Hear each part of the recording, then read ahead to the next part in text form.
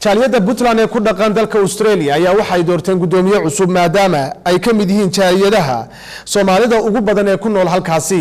sidoo kale jaaliyaddu waxay baaq u direen dadka in ay u gurmadaan isla markaana ay taakuleeyaan dadka ay abaaraha baahsan ay ku dhufteen faafahinta warkani waxay noo soo diray wariyahayaga Ibrahim Umar Baafo oo ku sugan wadankaasi Australia Somalia Puntland doorashadan gudoomiyaha cusub ee jaaliyadda Puntland ayaa waxaa ka soo qayb galay qaar ka mid ah jaaliyadda sida odayaasha aqoon-yahanada haweenka iyo sidoo kale agaasimaha amniga dawladda Puntland iyo gudoomiyaha jaaliyadda Soomaaliyeed ee gobolka Victoria waxaana tartamay laba murashax inkastoo Yaxye oo ka mid ah tartamayaasha uu u tanasulay Siciid Jiinle oo noqday gudoomiyaha jaaliyadda Soomaaliyeed ee Puntland hawl aad u ballaaran baa isarteen waa hawl u baahan qalbi saliima iyo daacadnimo qof aan daacad ahayn ummadda u dhaxayn karinna ma qaban karo marka guul baan rajaynayaa ilaahay ana hay fududeeyo adinkana galbi istaag ilaa culays baa isarteen culayska ma sahlay waana maasantiin magacaygu waa Yaxye Ismaaciil Cabdullaahi waxaan u tanaasulay markii aan asxaabtaydii la tashtay waxa ii soo baxday inaan waqti dambe iyo jaanis dambe aan siiyo jaaniskayga dambe aan haddana u tanaasulo waqtiga u dhowro ummadda reer Puntland meesha iskugu timid gudoomiyaha cusub aan la shaqeyno doonaynaa haddii ilaahay idmo inaad danta dadka iyagaas oo dhan ama wiil ha noqoto ama borwe ha noqoto ama in kale ha noqoto inaad u dhibaatowdo danta iyada inaad hormariso mar walba ama tacliin ha noqoto wadan shishaan joognaa mar walba danta iyada inaad hormariso taadana gadaal dhigto runtii doorashada maanta dhacday waxay u dhacday si aad iyo aad u sareysa waa mid aanu filaynay waa mid aanu hal sano iyo 3 bilood ka hor aanu lahayn war it's simple doorasho keena ha dhamaatay waa mas'uul aan igmanay waxaan u hambalyeeynaa Siciid Jiinle aad baan ugu mahadnayaa hawsha weyn oo qabtay Siciid Jiinle guulayso ilaahay abaarta naga kiciyo colaadana Allah naga kiciyo raganimadeedana waa inaan yeelanaa reer Australia haday tahay maadaama doorasho runtii aad u qiimo badan halkan ka dhacday oo maanta gudoomiyaha halkan lagu doortay jaaliyadda Puntland waxaan rabaa inaan dhammaantiin idiin sheego mar haddii qofku inta cod gacanta taagay oo uu qof doortay qof kale ma dooran karo nidaamka sharciga waddanka caalamka waa sidaas weeye waxa aynu dooranay si official iyo caawa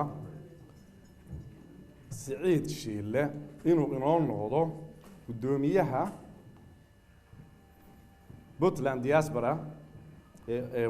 Australia waxaan sharaf weyn ii ah inaan caaway aan idinkala soo qayb galo caleemasaarkan Siciid Jiinle uu ku noqonayo gudoomiyaha jaaliyadda Puntland Australia waa arrin runtii lagu farxo waa arrin muhiim ah in aad doorataan qof maaragtay wax fiican idin tari kara magaciina masali kara bulshadiina wax u qaban kara waxa weeye anoo ku hadlaya guddiga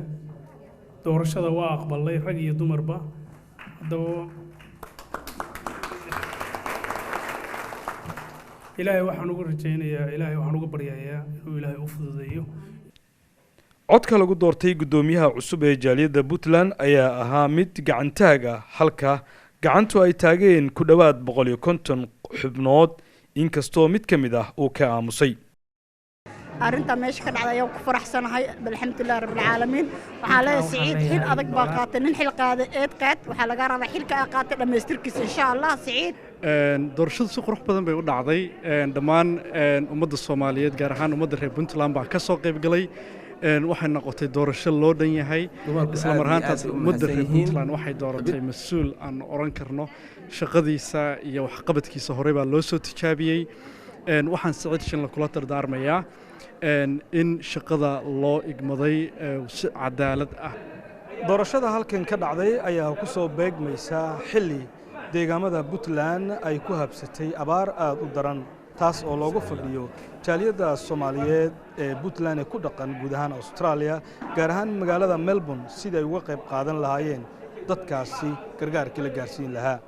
hadda xilli abaara ku jirnaa dalkii waxaan taaganahay inaan maartay istaraatiijiyada koowaad aan ka bilaabaynay tahay waa arrimaha abaaraha inkastoo hadda meelaha qaarkood roobka ka ma wada dhamaan roobka meelaha ka jira waxaan rabnaa insha Allah inaan intaan jaaliyadu wax ka qaban karto ka qabato horena waa u dirnay dhawaan waxaan dirnay lacag oo abaaraha ah haddana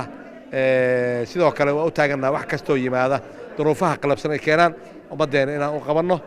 istaraatiijiyada labaad oo kale ah waa midda waqtiga fog oo ah inaan wixii horumarin Puntland ee mustaqbalka aan qaban karno u qabanno sida horumarinta isbitaalaadka waxbarashada intii karaan keena jaaliyada u maqnaan shiile guul iyo hambalyo iyo bogaadin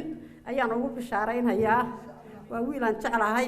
ilaahay idankiis garabkiisa Allah galo haddaba gudoomiyaha jaaliyadda cusub ee Puntland Saciid Shiinle ayaa sheegay in warintaasi uu ahmiyadda siin doono Ibrahim Umar Baafe wararka Universal magaalada Melbourne dalka Australia.